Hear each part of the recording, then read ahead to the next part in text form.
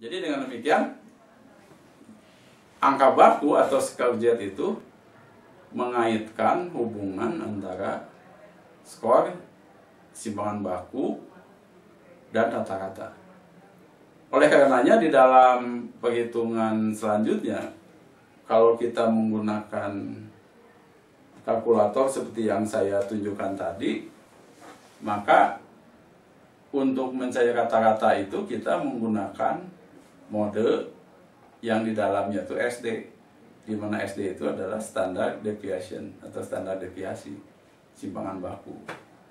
Sebab kalau kita menghitung simpangan baku, maka pasti kita tahu rata-ratanya. Jadi simpangan baku dan rata-rata itu menjadi ada sebuah kaitan yang sangat erat sekali, terutama kalau dihubungkan dengan angka baku ini. Ya, kita lanjutkan pembicaraan kita tentang variabilitas, dan bagian akhir ini bagian yang terpenting dari pembicaraan ukuran variabilitas yang mengaitkan ukuran variabilitas dan distribusi normal. Sekali lagi, kalau sebuah distribusi normal, maka kurvanya atau poligon yang dijadikan kurvanya berbentuk kurva normal.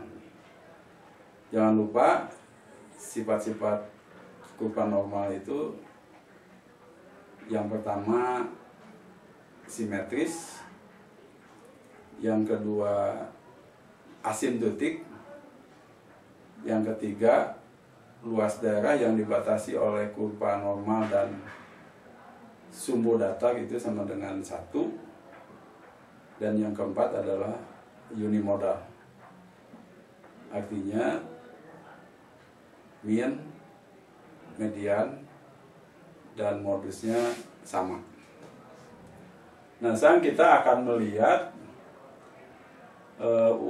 hubungan antara simpangan baku dan rata-rata yang ada kaitannya dengan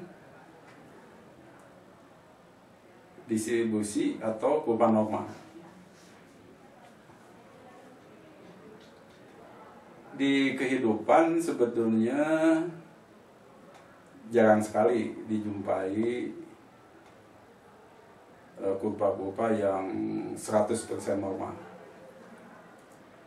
Namun demikian, ada perlunya kita melihat hubungan ukuran variabilitas dengan distribusi normal. Menurut pengalaman penelitian, orang-orang statistik atau statistikawan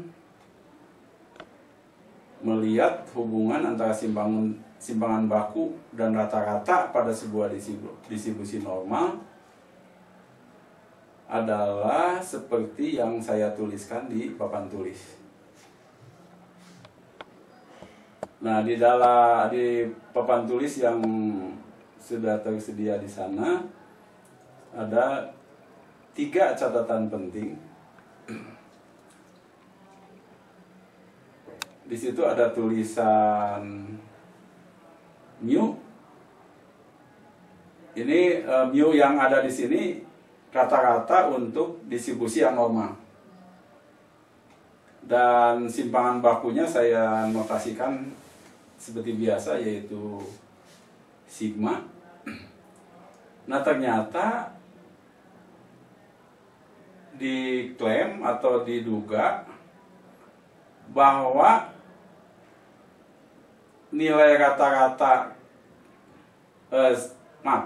sebuah skor yang terletak di antara 1 simpangan baku di bawah rata-rata sampai 1 simpangan baku di atas rata-rata, seperti yang saya tuliskan ini yang dimaksud itu tidak lain Coba dilihat gambar yang di sebelahnya ini.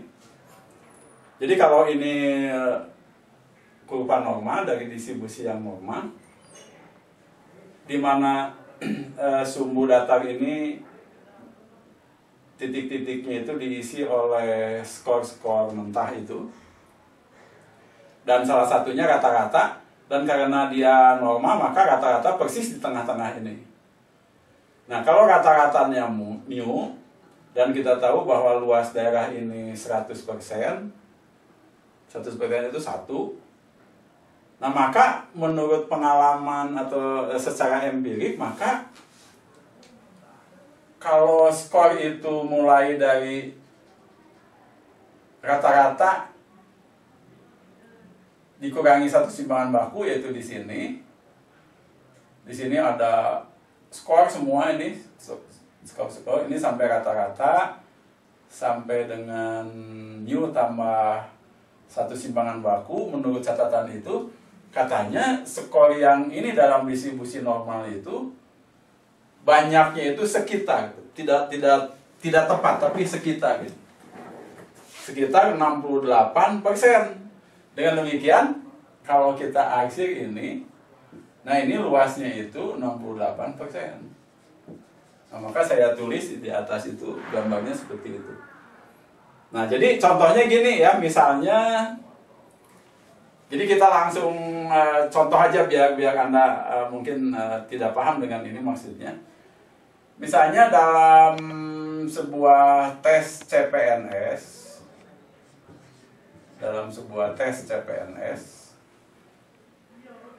yang diikuti oleh 1.000 orang peserta,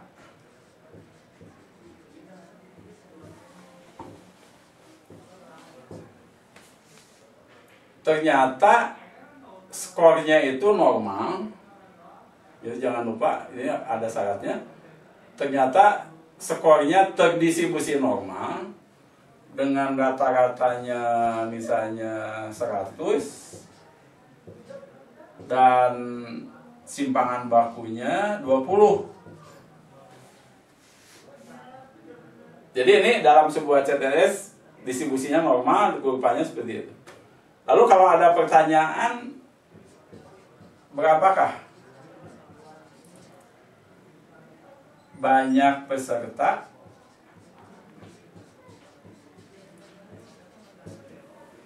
yang skornya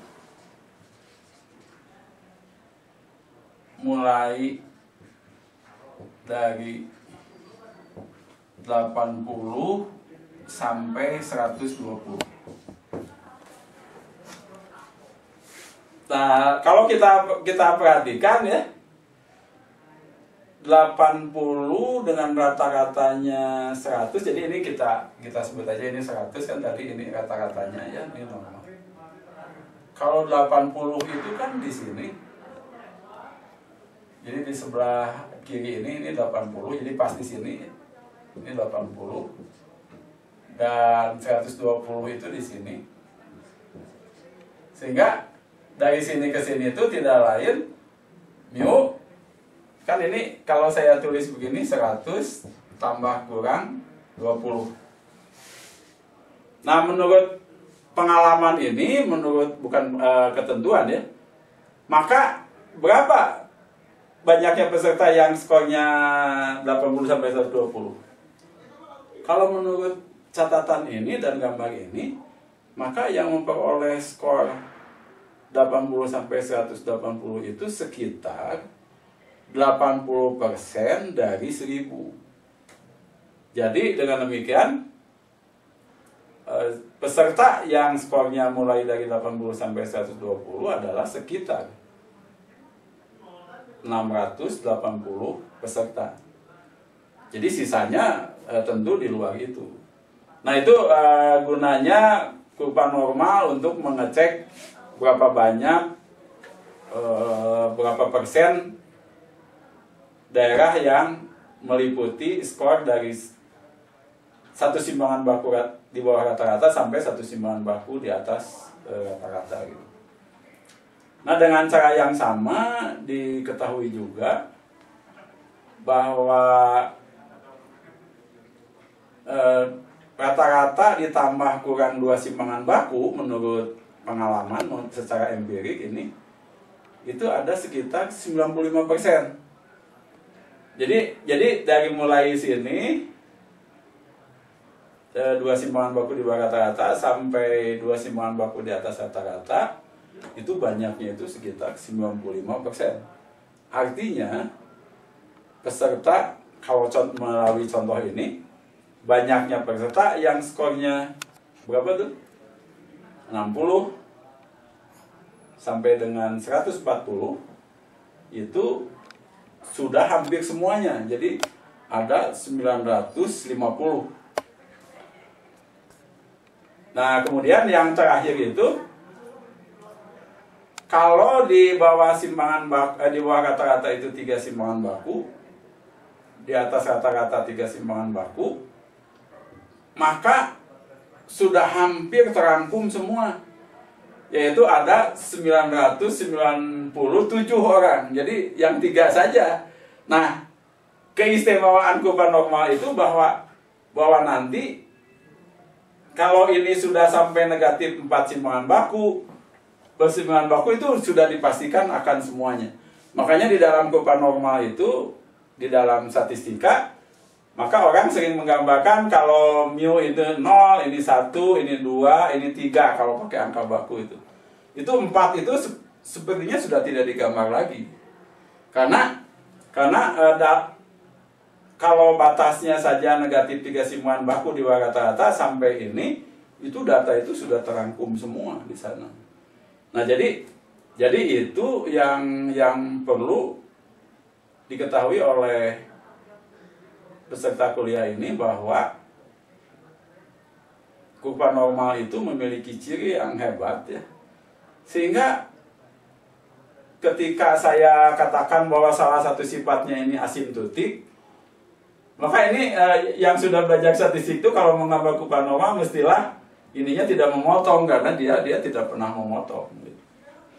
Nah, dengan demikian di dalam, kalau nanti kita juga akan menggunakan daftar Z, maka nilai Z di dalam daftar itu tidak akan lebih dari 4. Jadi bahkan kurang dari 4. Jadi nanti ini sangat menentukan letak dari skor-skor yang di atas 4 simpangan baku di atas rata-rata atau 4 simpangan baku di bawah rata-rata itu sudah dirangkum oleh semua. Maaf, maksud saya, jadi semua peserta di sebelah kiri 4 simpangan baku sampai di sebelah kanan 4 simpangan baku itu sudah ada di dalamnya semua gitu. Nah, makanya nanti kalau kita sudah menggunakan daftar Z itu, nanti kita tidak pernah melihat ada Z yang nilainya itu 4 di dalam daftar itu, karena luas daerahnya kalau ke kiri 4, ke kanan 4 simpangan baku, maka semua data itu sudah ada di dalamnya. Nah, itu kira-kira yang dimaksud dengan ukuran variabilitas dan distribusi normal. Sudah tentu ini akan menjadi di dalam pembicaraan hubungan ukuran variabilitas dan distribusi normal itu kita bisa mengembangkan banyak permasalahan atau soal yang berkaitan dengan ini. Misalnya, kalau untuk soal ini saya bisa bertanya seperti ini: berapakah banyaknya peserta? Jadi tadi jawabannya sekitar ya. Berapakah banyaknya peserta yang skornya di antara 100 dan 120. 100 itu kan di sini, 120 di sini. Jadi di sini. Nah, ini terangkum berapa persen peserta yang ada di sini. Nah, tentu Anda melihat gambar itu lalu gunakan bahwa kurva norma itu simetris, ternyata persentase peserta yang skornya antara 100 sampai 120 adalah setengahnya dari 80 sampai 120. Itu dengan menggunakan sifat simetri. Nah, sehingga peserta yang skornya 100 sampai 120 itu sekitar 34%. Nah, jadi kita bisa jawab bahwa banyak peserta yang skornya antara 100 dan 120 adalah sekitar 340 peserta. Nah, lalu muncul lagi pertanyaan, berapa banyaknya peserta yang skornya lebih dari 160? Lebih dari 160. Berarti di sini ya. Nah, ini nanti di dalam statistik diferensial itu nanti yang namanya asimptot sig, itu lagi asimptot, ini signifikan, nanti itu akan dipakai. Nah, ini kaitannya tentu dengan probability gitu ya, probabilitas nanti dibahas itu. Nah, oleh karenanya untuk menghitung berapakah banyaknya peserta yang skornya itu lebih dari atau sama dengan 160. Coba menghitungnya gimana? Nah, dengan menggunakan sifat kesimetrisan, kita tahu bahwa antara ini sampai ini itu 99,7%. Jadi ekor ini dengan ekor ini jumlahnya itu 0,3%. Dengan demikian, yang ini dengan ini karena dengan menggunakan sifat simetris ini luasnya sama. Berarti ini 0,15%. Tinggal mengalikan dengan 1000, maka diperolehlah bahwa yang skornya lebih dari atau sama dengan 160 itu kita tinggal mengalihkan 0,15%. Oh, sini pakai persen ya. Jadi per 100 kali 1000. Jadi berapa tuh? Ini kita, kalau ini kan jadi 15, ini jadi 10.000. Ini coret 3, ini coret 3, jadi 15 per 10. Jadi hanya sekitar 1,5 orang, jadi hanya ada 2 orang gitu. Jadi itu menunjukkan bahwa